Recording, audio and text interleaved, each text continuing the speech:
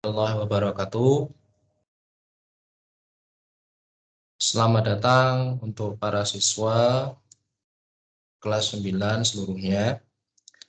Kali ini kita akan mempelajari tentang materi prakarya, yaitu prinsip kelistrikan dan sistem instalasi listrik. Pada semester 1 ini kita akan mempelajari hal sesuatu yang berhubungan dengan kelistrikan. Untuk memperjelas penjelasan saya, maka saya akan menampilkan sebuah PowerPoint untuk memudahkan kalian memahami setiap penjelasan yang saya jelaskan. Silahkan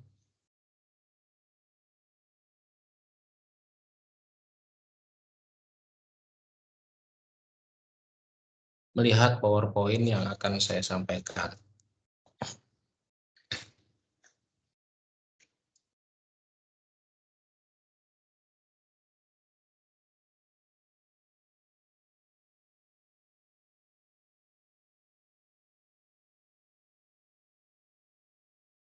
Seperti yang saya sampaikan tadi, yaitu kita akan belajar tentang prinsip kelistrikan dan sistem instalasi listrik pada semester 1 ini.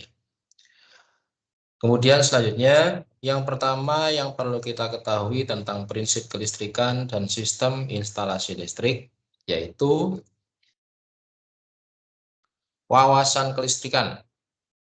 Saya yakin dari kalian semua sudah tahu tentang listrik, cuman mungkin untuk wawasan kelistrikannya kurang begitu memahami. Sehingga saat ini mungkin Pak Ari ingin menyampaikan beberapa hal tentang wawasan kelistrikan.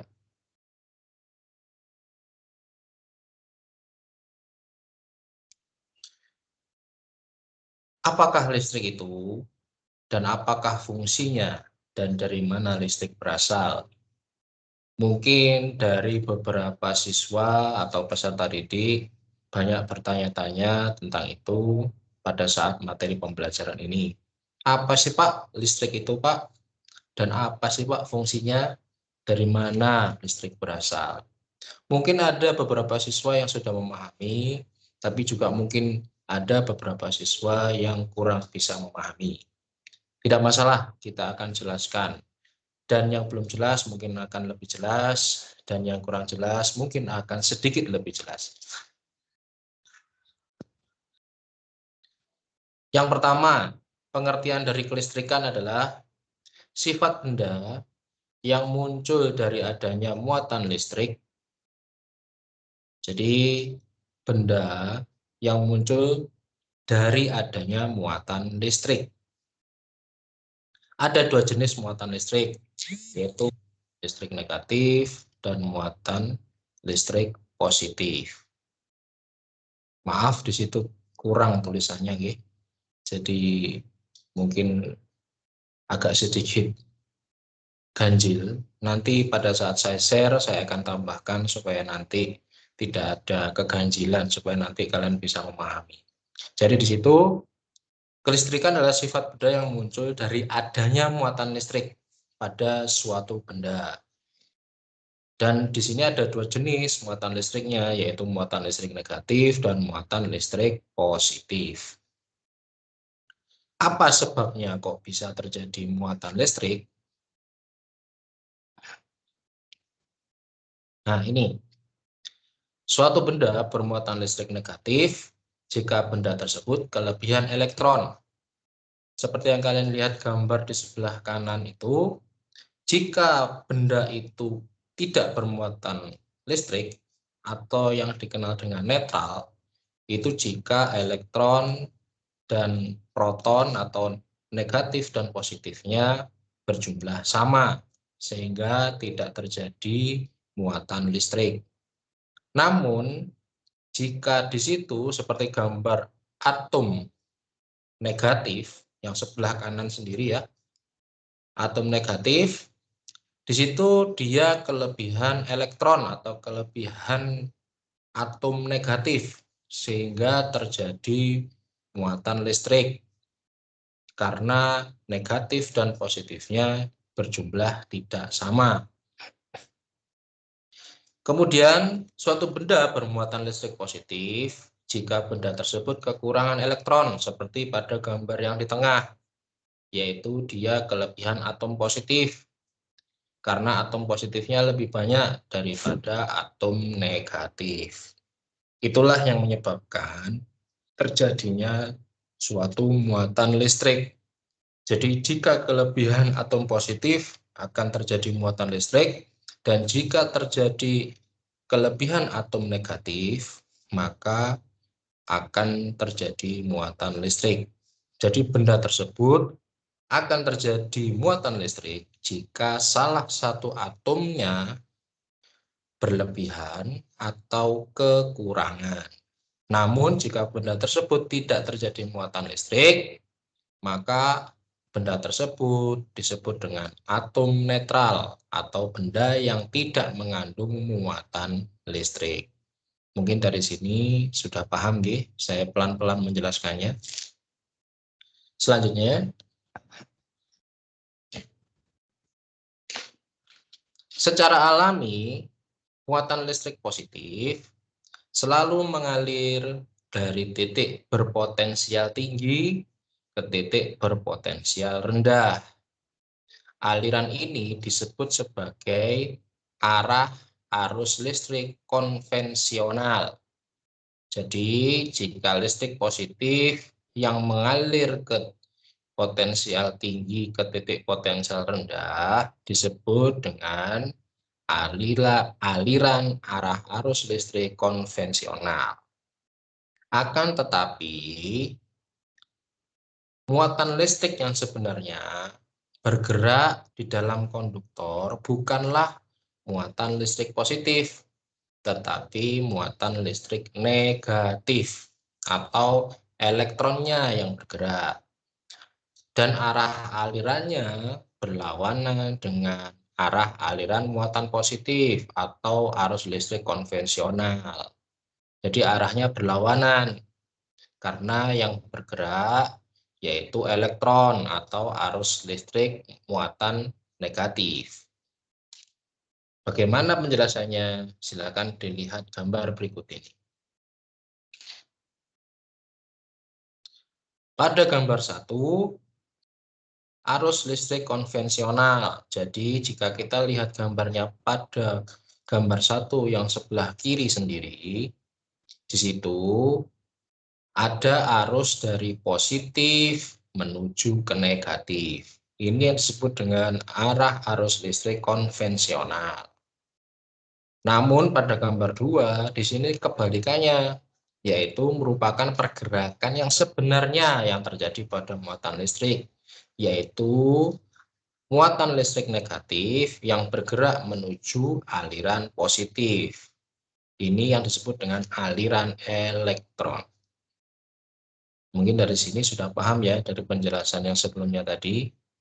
Jadi kalau konvensional itu positif menuju negatif, tetapi kalau yang aliran elektron itu menuju dari negatif ke positif. Selanjutnya, pembagian jenis arus listrik. Jadi arus listrik ternyata dibagi menjadi 2, yaitu yang pertama, gambar yang di samping sebelah kiri, ini disebut dengan gambar arus listrik searah atau direct current. Mungkin sudah pernah dengar dulu di SD ya, bahwa ini yang disebut dengan arah arus listrik searah. Jadi arus listrik searah itu gambarnya lurus, seperti di yang samping sini ya. Jadi arah arus listrik searah atau arus listrik searah, arahnya tetap tidak berubah-ubah. Jika kita lihat gambarnya, dia searah tidak berubah-ubah. Berbeda dengan gambar yang kedua, yaitu listrik arus bolak-balik atau AC, alternating current.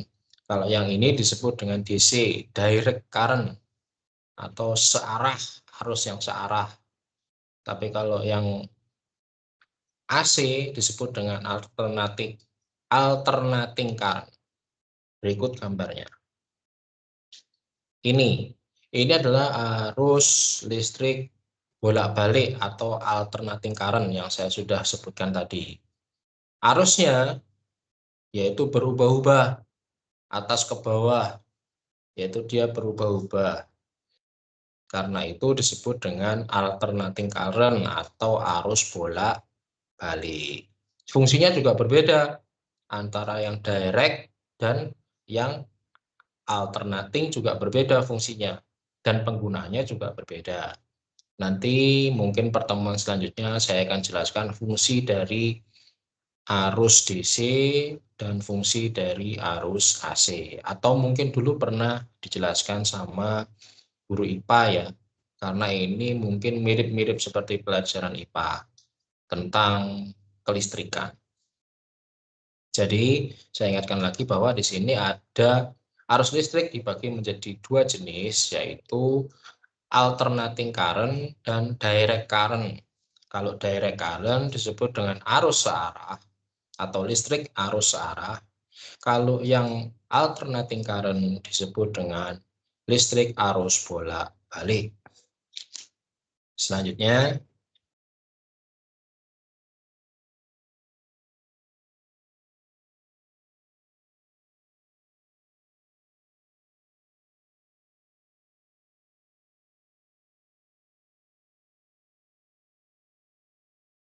untuk satuan arus listrik yang sudah kita sebutkan tadi, baik dari direct current ataupun dari alternating current, satuan arus listrik yaitu ampere. Sekali lagi, satuan arus listrik yaitu ampere yang disingkat dengan huruf A besar. Ya, secara formal, satuan ampere didefinisikan yaitu sebagai arus yang konstan, yang bila dipertahankan akan menghasilkan gaya sebesar 2 kali 10 pangkat minus 7. Di situ 10 pangkat minus 7 ya. Tapi penulisannya seperti itu karena ada keterbatasan penulisan kalau di dalam handphone ya. Jadi saya minta maaf sebelumnya. Di situ tulisannya 2 kali 10 pangkat minus 7. Kalau misalkan nanti kalian lupa, mungkin bisa melihat rekaman video saya ini nanti di YouTube. Saya akan menguploadnya di YouTube supaya untuk mengingat-ingat mungkin penjelasan atau catatan saya di sini ada yang kurang jelas, kalian bisa melihat video penjelasan saya di YouTube. Jadi arus konstan yang bila dipertahankan akan menghasilkan gaya sebesar 2 kali 10 pangkat minus 7. Satuannya Newton per meter karena kan gaya ya. Jadi Newton per meter. Di antara dua penghantar lurus sejajar dengan luas penampang yang dapat diabaikan berjarak 1 meter satu sama lain dalam ruang hampa. Jadi ini bercerita tentang dua buah benda yang jaraknya 1 meter dan mengandung sebuah aliran listrik akan menghasilkan gaya, baik gaya tarik-menarik atau gaya tolak-menolak sebesar 2 kali 10 pangkat minus 7. Mungkin dari sini ada yang ditanyakan, mungkin nanti bisa ditanyakan ya. Selanjutnya,